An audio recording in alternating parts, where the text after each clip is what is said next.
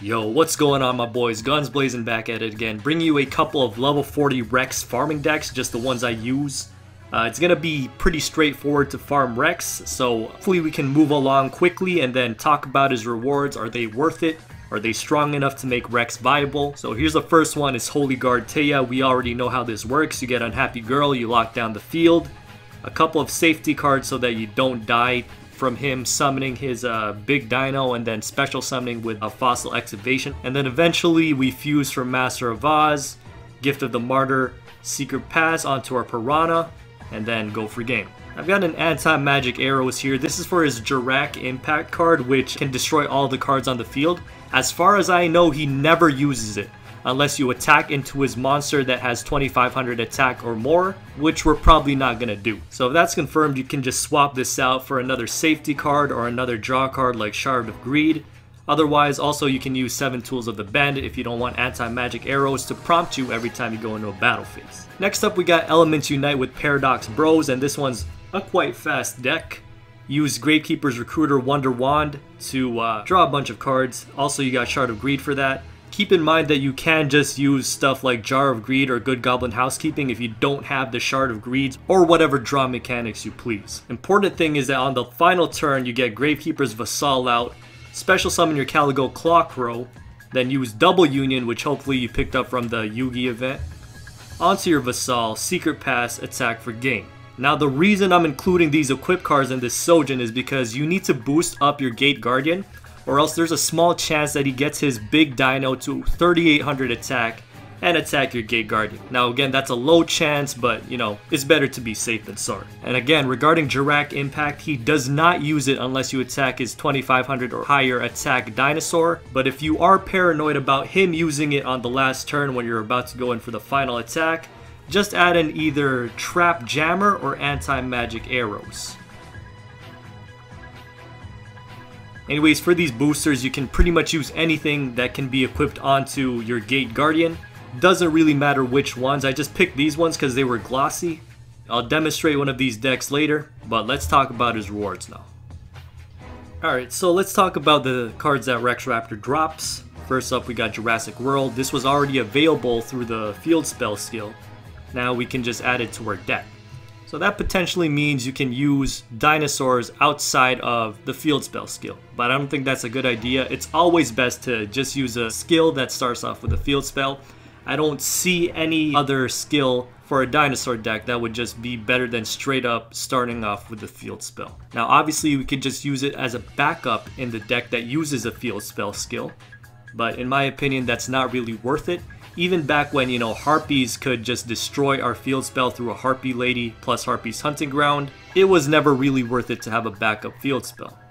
You know, we still had Wasteland back then, but nobody really ran it because there's better things that you can use with your card slots than just having a backup for your field spell if it gets destroyed, because it's not always going to get destroyed, and even if it does, it's not devastating as you may think. Now we can use Destroyer-saurus to pull one from our deck, but again, I just don't think it's worth it to run a copy of Jurassic World in the deck. I might be wrong, but that's just my gut reaction. Dark Triceratops, however, is a different story. It's a pretty decent card. They finally gave us a 1 tribute dinosaur that's not absolute trash. So 2700 under the field spell, piercing battle damage, can be fossil excavated. That's pretty good. And besides that, the only new card is Space-Time Transcendence. I don't really see much of a use for this card right now, and this is why. Alright, so as you can see here, the highest level dino is 7.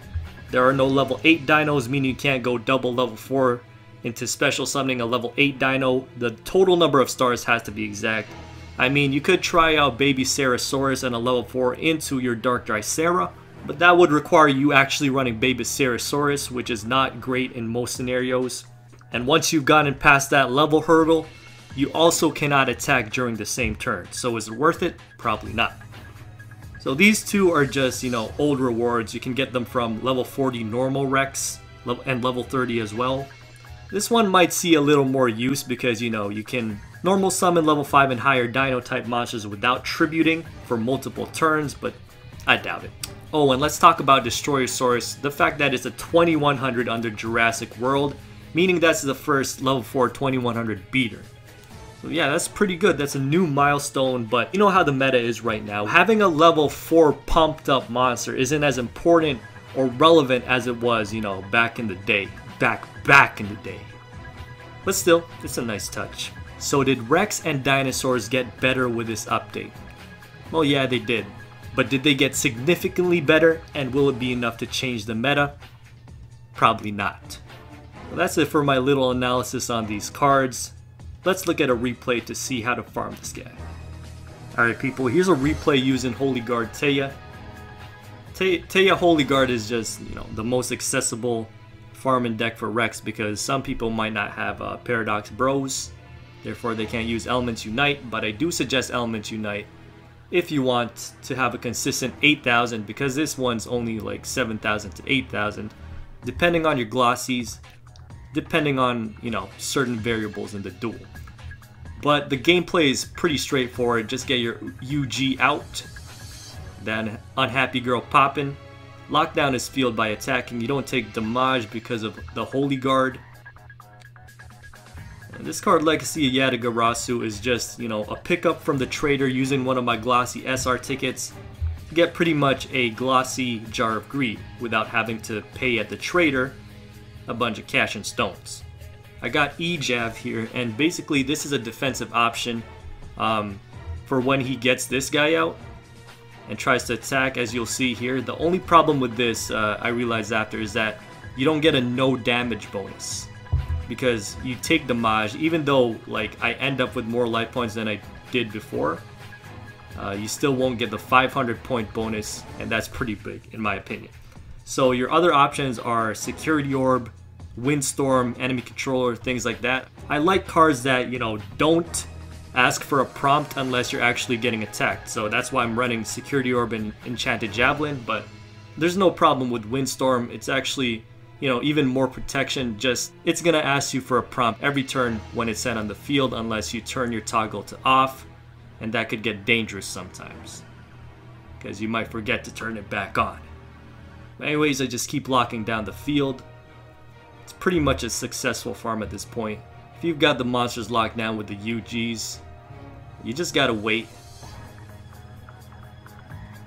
So fast forwarding a bit, here's when I tribute 2 Unhappy Girls from my big and then fuse it into a Master Vase. I just do it all in the same turn, so there's no chance that the koala can get attacked and then you risk, you know, having your fusion monster destroyed. I mean, not being able to summon your fusion monster. Anyways, in this version I have 7 tools of the Bandito, but, you know, just use anti-magic arrows or don't use any back row stoppers at all because, as I said, he does not pop Jurassic Impact unless you attack into his high attack dinos, which you're not going to be doing, you're just going to attack directly. And that's it for me. Guys, have yourselves a good one. This is Guns Blazing, signing out.